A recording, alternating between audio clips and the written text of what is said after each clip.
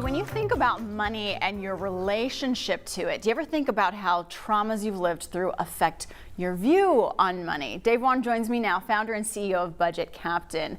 This is so interesting, the way that you approach the clients you work with. You've worked with people earning a variety of incomes, six figures up to now corporate companies that you're working with, and you have a very specific approach. The first 8 years of our lives really affect our relationship with money. So walk us through how we all tick without even knowing. Absolutely. So the first 8 years of your life are the most formative years of your life. And what happens in that period really impacts everything in your life later on in life. Yeah. And so that really manifests itself in money. And when you ask people, you've addressed to workplace productivity or lack thereof. So many of us are walking around at work stressed about money, thinking we need to make more, preoccupied, our mind is elsewhere. How do you help companies address workplace morale, with the relationship to money? I think it's really important for people to understand their own psychology when it comes to money. Yeah. It all ranges from extreme fear to extreme greed. And I think it's really important for people to identify what their invisible barrier is, the fog that is right in front of you that is preventing them from seeing where they want to be financially in the future. What is the biggest thing people get hung up on? It's just a lot of fear. Yeah. Fear of making more money, fear of seeing their bank account, fear of running out of money. There's a lot of different types of things that have happened when they were growing up that really impacts them later in life. Sure.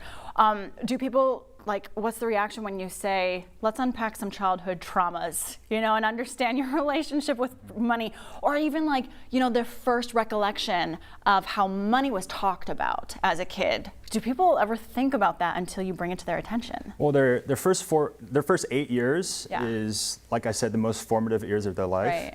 And a lot of the stuff that happens in that time period is usually subconscious, and that really forms your subconscious brain. And most people don't even know what happened during those years. So when they're able to come to a realization on what really happened and what their barriers are, it really unlocks their potential and their eyes just open up a lot. We were talking about more money, more problems. We all know that saying, right? And you were kind of just like, yeah, it does equate to more problems. And money does not equal happiness. What do you tell people? There's 3 things you were talking about. What is deeper than just money makes you happy with freedom to do more things, buy more things? Absolutely. You could have no money or all the money in the world, and it doesn't really equal happiness.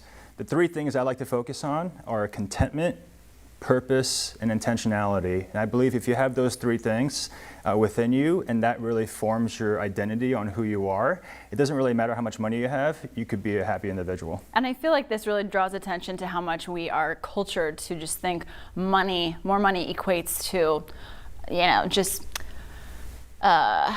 privilege and image, how you can have what you want at the snap. But what you're saying is deeper. It's your self-awareness. Do you find purpose in your work, satisfaction in how you spend your time and your money? Absolutely. It's a fascinating concept, and I think it really opens our eyes. I think it's something we should all talk about. Absolutely. This will especially be a conversation you have when you're dating somebody new, right? Really, really important. It's a non-negotiable. Yeah. It should be a non-negotiable. And your approach with working with businesses, the whole goal is to improve the culture around, people's productivity and how you view money. It's not always about, I need to be in a job where I'm making more. It doesn't always have to be that constant pursuit. No, absolutely not. Yeah.